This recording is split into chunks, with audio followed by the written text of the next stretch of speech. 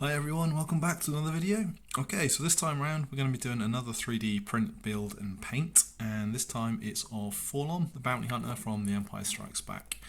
This is a model that was sculpted by Star Wars 3D Prints. I'll put a link in the description giving you their information so you can get a copy yourself. Okay, so at the moment what I've done, I've printed him off, I have sanded him all down, cleaned him up. I have put a coat of primer, black primer, over the parts, and I've assembled some of the parts, not all of them. So I'll take you through that now. So the head, body and the waist was three separate parts. I have glued all of those together to make it easy for painting. The legs aren't, I've glued the thigh and the lower leg are two separate parts. I've glued that together, but what I haven't glued together is where it attaches here to make it easier for painting. The hands holding the gun and the arms are two separate parts. Those are glued together, but obviously the arms haven't been glued. There was actually a couple of different options with what type of torso you wanted to go with. You could have had him holding his rifle, but I went with this version where he's holding two separate guns. And sort of your more regular stormtrooper blaster that you're used to seeing. And then here is the base. I printed it all as one solid piece. You do have the option to split it, but I was able to fit it onto my printer. So it's essentially a rocky base with a bit of smoke, and you can see the foot pegs for where you're standing. Now, to give you an idea, I have run off a small version of him, just quickly painted him up just to give me an idea, really, to help me sort of with the painting stage and to work out, you know, what sort of pieces I need to part assemble him in, that kind of thing, where I want to direct the attention, what's going to be hidden, that kind of thing. So yeah, this is what I'm going to be ended up with. Obviously the full version will be fully coloured, in line with how he looks in the movie. Okay, so time now to crack on and start with some of the painting. Now, before we get started with the painting, I just wanted to quickly talk about getting reference material. So I looked at my books and I've got a character encyclopedia which has a pretty good picture, full image of LOM. There isn't too many pictures of him around. He was in the movie for all of about 5 seconds. So getting reference pictures isn't the easiest. There are a few online. But what I did notice, which I have to say I've never realised before, is his head is actually silver. So he's essentially got a completely different colour head plonked onto the black body. I kind of thought he was all one colour. So obviously I'm going to follow that same pattern with him. So the first thing I'm going to do is start painting his bonds silver. So I've just thinned down some Vallejo gunmetal silver, and it's just a case of slapping it on.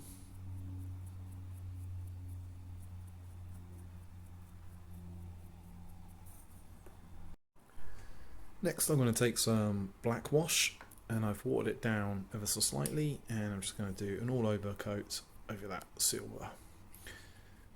Concentrate trying to get it in the recesses as much as possible, and trying to bring out the detail.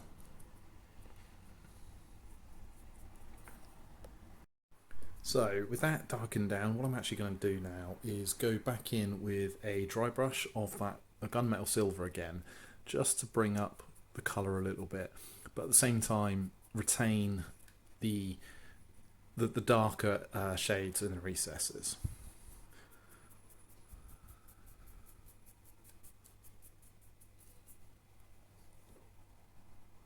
Then I'm going to go in with a second dry brush, this time of Runefang Steel, and this is a lot lighter than the other one, so I'm just going to be very selective as to where I put this, because a little goes a long way.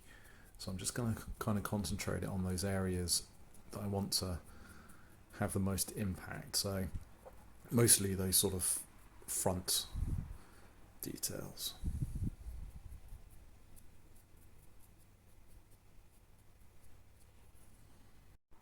And here he is after those two dry brushes have been applied. and I think that's the look that I was aiming for. So next thing I'm going to do is do something I haven't done before. So I bought this paint, which is Colour Shift Metal. So what it is, I want to focus on his eyes. So this stuff is supposed to sort of shift from one colour to the other, depending on what light you put it in. I think it's going to go kind of like well, I'm hoping it's sort of a dark browny black to a green. But it says on the instructions the best way to apply this is to go over a black coat of paint, and then ideally that black coat is a satin or varnish kind of finish to it. So what I'm going to do is go over the eyes, paint them black, tidy them up where I've got a bit of silver on the edges, and then I'm going to put a coat of varnish over them, satin varnish or gloss varnish I should say, and then put a couple of coats of this stuff over it, and we'll see how that goes. It might work, might not work at all. If it doesn't work, well, it's only paint. We'll come up with something else and try a different thing. And that's the wonderful thing about paints. You can't exactly go too far wrong, really.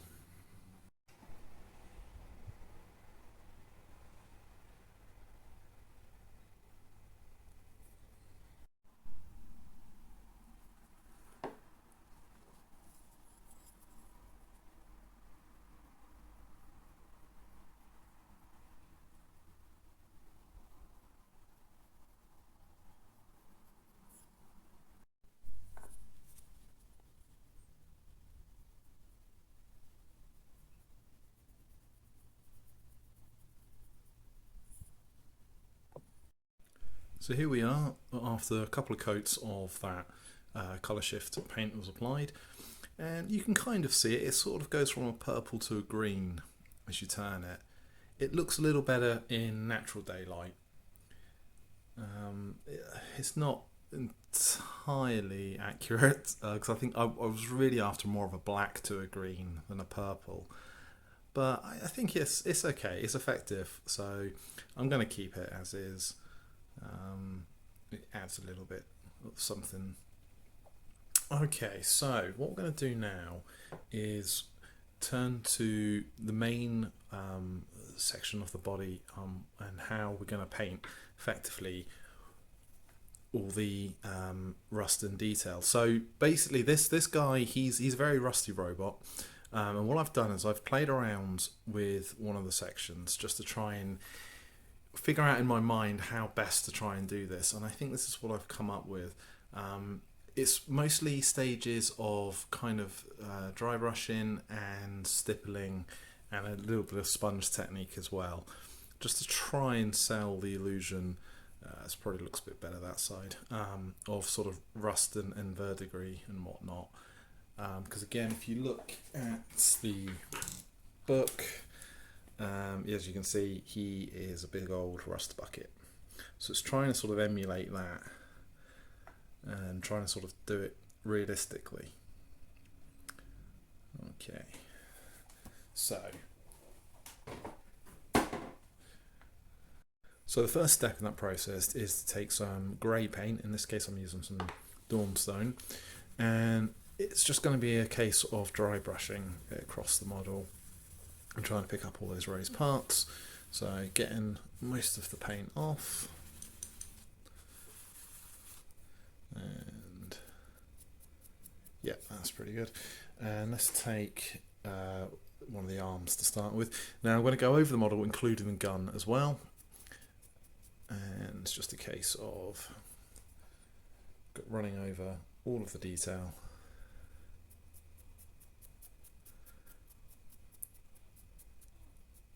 To bring that out. I'll try and get, there we go. And you see that raised detail starts to come out. Okay, so it's just a case of going all over the model like this. Next I'm going to take some of that gunmetal silver again, and I'm going to start painting in these wires in his midsection.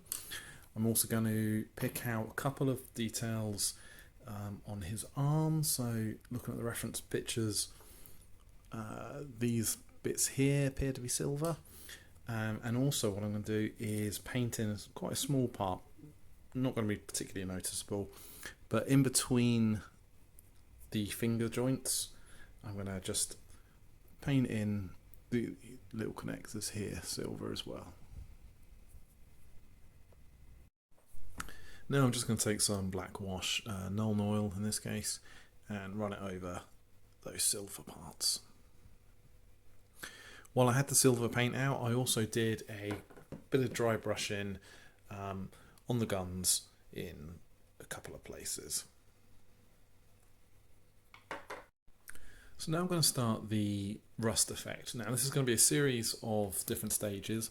To start with, I'm going to use some riser rust, but I mean you can use any sort of bright orange that you've got in your arsenal. And what I'm going to do is a dry brush off this, but it's not going to be a complete all over dry brush. I'm going to sort of aim to focus it on certain areas around the model, areas that kind of would make sense more, that perhaps rust would collect, perhaps in sort of round divots in the joints, that sort of thing. And yeah, this just kind of go around the model where it makes sense, where I think it looks the most effective, and lay on a coat of this. So after that initial dry brush, I've now just going to go in and use some rust colour from Vallejo. Again, just a very bright orange effectively. And I'm just going to go in now with a brush and just kind of thicken up some areas where, to me, I want to sort of add a bit more emphasis, kind of areas where you think rust would more naturally collect up.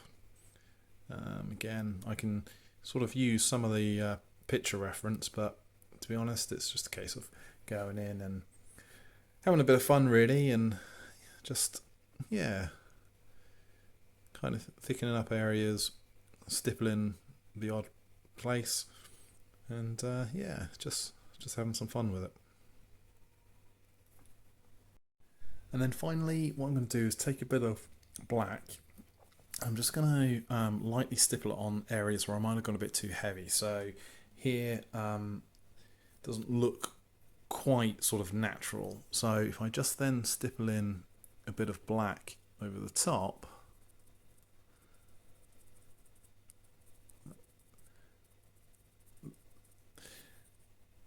that then gives a much more natural look. So it's just going over the model now. I say constantly looking back at the reference pictures. Obviously, it's a case of how heavy you want to go on this. It's really up to you. Just whatever you think looks right in your mind, and then I think the weathering is all done. So then the last little detail, I'm just going to take some red, in this case some Fiston red, and just paint on this little symbol here. And here he is, all finished. I've glued on the arms, but I've left the legs off for the time being because it's going to be a lot easier to sort of jostle him into position when I glue him into the base. So I think I'm pretty happy with that. So just I think the legs and everything all match up. That's the only trouble when you do sort of part assembly. Sometimes you can sort of go too heavy on one piece rather than another. So it's just good to just keep checking that everything is matching up as you want it to. So yeah, so I'm going to set him to one side now, and I'm going to work on the base. So turning to the base, I'm going to start off by using some Parasite Brown by Vallejo, and I'm going to go over all the top rocks here, the sort of the more orangey type of rocks, to give it that sort of Tatooine look. And it's just a case of going over all of them. I'll probably need at least 2 coats to have proper coverage. And then for this logo at the front here, I'm going to use some gold Retributor armour and just cover the whole thing.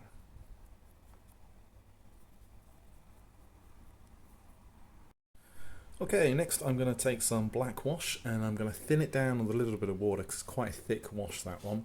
And I'm just going to run it over the gold logo at the front here. Just cover the whole thing, make sure to get into all the recesses, bring out that detail.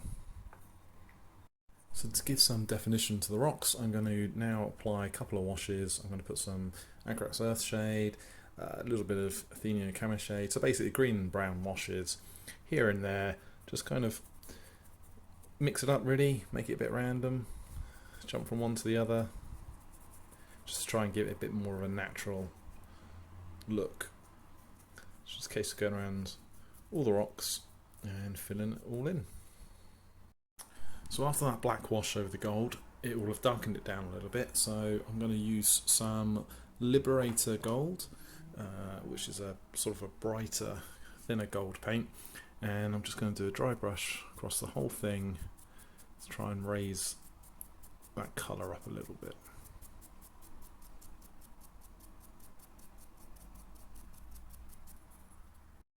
And then that's followed by another dry brush of Runefan Steel, which would just sort of bring a little bit of a silver glint to the edges there. You don't want to go too strong with this one. A little bit goes a long way. And that's the logo all finished. So what I'm going to do now is some more dry brushing, and this time it's going to be across all the rocks, and I'm going to use more cast bone, but to be honest any sort of sandy colour would do. And okay, got my large dry brush here because there's quite a lot to go through, and just case of picking out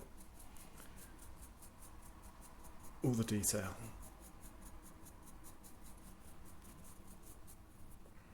I'm now going to follow that up with a dry brush of Tyrant Skull, which is just a slightly lighter sandy colour than we had before. I'm just going to go around the model in just a few places just to brighten it up. It won't make a huge difference, but I think it just adds a little bit of extra something. Okay, with all that messy dry brushing out of the way, it's time to do the very last piece, which is this plume of smoke going across. So I left it to last just because I knew it'd be easier doing it this way, not have it getting covered with all those dry brush colours. So I'm just using Corax White to go over the whole thing.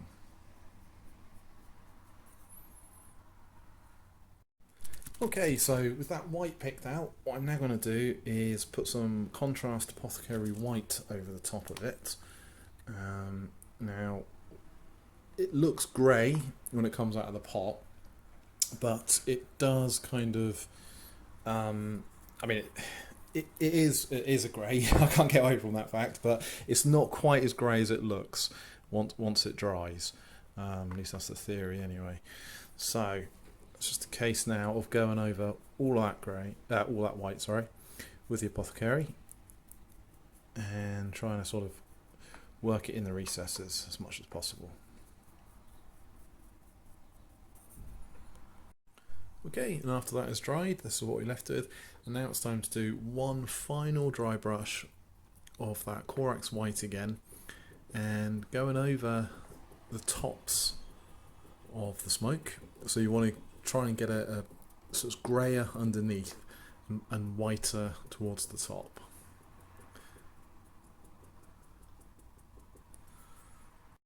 And finally, that's the effect that you're left with.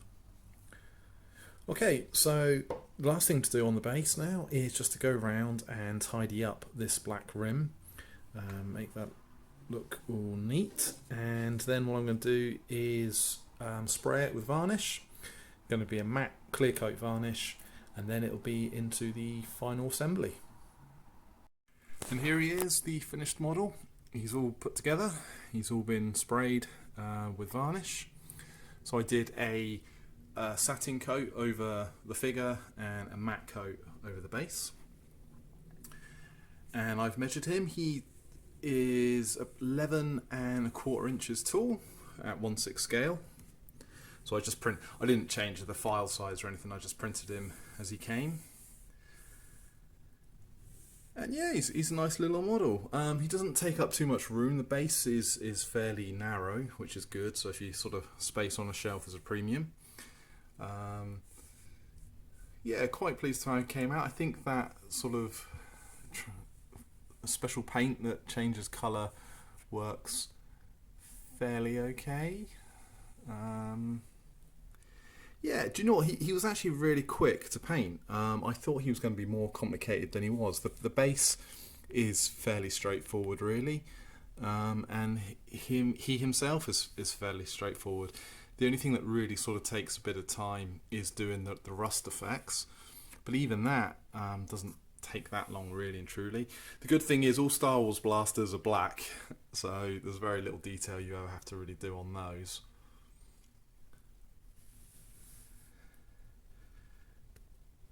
And yeah, I think he's come out pretty nice. So I'll leave in the description where you can download this model for yourself if you want to take a shot at doing it. So I highly recommend taking a look at their models. This is just one of many that they've done. Okay, I think that'll just about do it. Actually, you know what? Let's find him a home first. So it's a little cramped for space in here, but I've managed to fit him next to Black Chrysanthemum, which is another 3D model that I made. And yeah, the bases match up quite nicely. Nice little theme going on here. So I'll be looking forward to making a couple more actually of the Bounty Hunters.